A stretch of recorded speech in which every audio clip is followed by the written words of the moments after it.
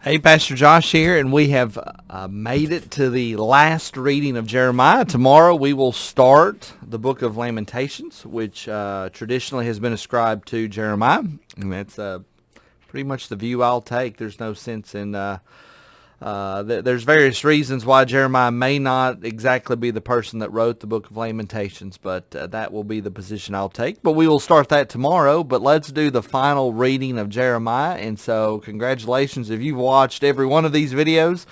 Even if you've not watched all of them, I pray that what you have viewed has been a blessing to your soul, and I pray that it's been helpful. So as for the two pillars, this is talking about the pillars of the temple that was taken away. The one sea, the 12 bronze bulls that were under the sea, and the stands which Solomon the king had made for the house of the Lord. The bronze of all these things was beyond weight. And so what I want to look at is we're talking about the various structural elements of the temple, because remember, the Babylonians came in, destroyed the temple, but then they, of course, noticed that there was gold, there was silver, there was bronze, there's precious stuff in there, and they took it for what it is, not as a tool of worship, not as a means to encounter the Lord, but as something that they could spend on themselves. And so one of those things was actually outside the temple would have been this big, huge bronze or bronze basin in which water was put on. There's 12 bulls underneath this big pool, if you will, and they would wash themselves before they went into the temple itself. So the priests would have to wash themselves before actually entering the temple, or the Levites that were serving in the temple. And so again, these were beyond weight. They couldn't carry them. And the Babylonians are viewing all of these things just as money, as things to spend on themselves. As for the pillars, the height of one pillar was 18 cubits. Its circumference was 12 cubits, and its thickness was 4 fingers, and it was hollow. Even though it was hollow, it was really large, these pillars.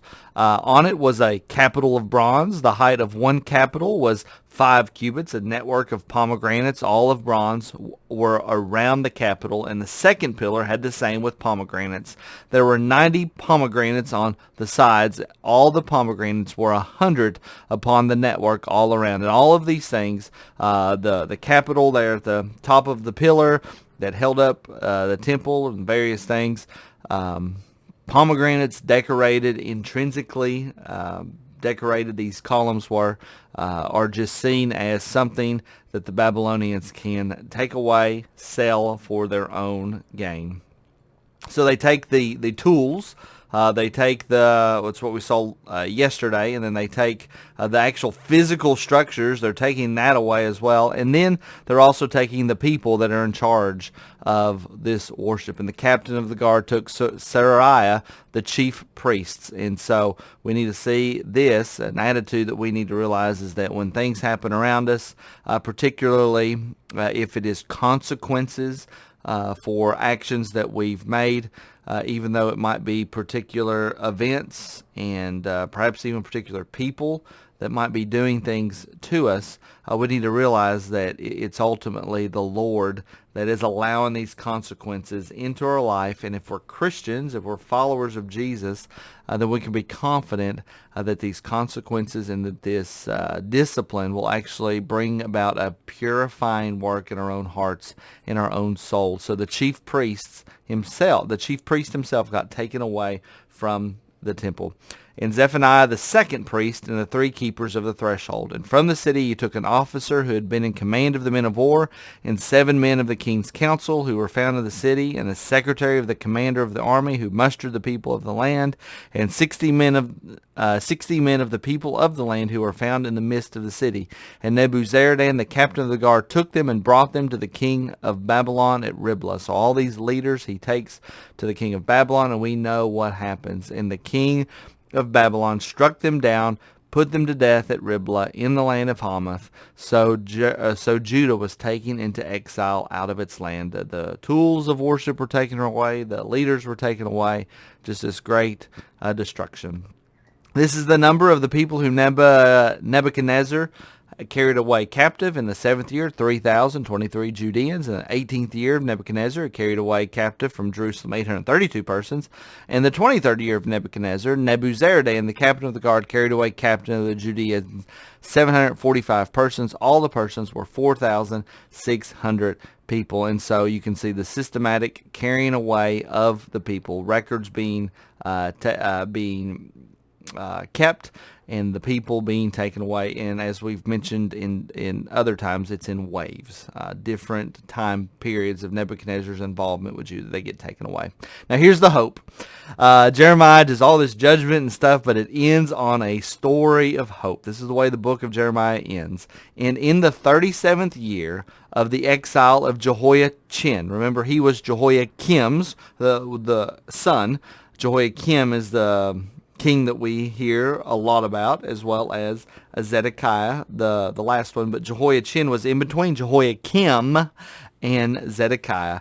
And then in the 37th year of his exile, long time, in the 12th month, on the 25th day of the month, they know the exact time of this event, Evil-Merodach, king of Babylon, in the year that he became to reign, graciously freed Jehoiachin.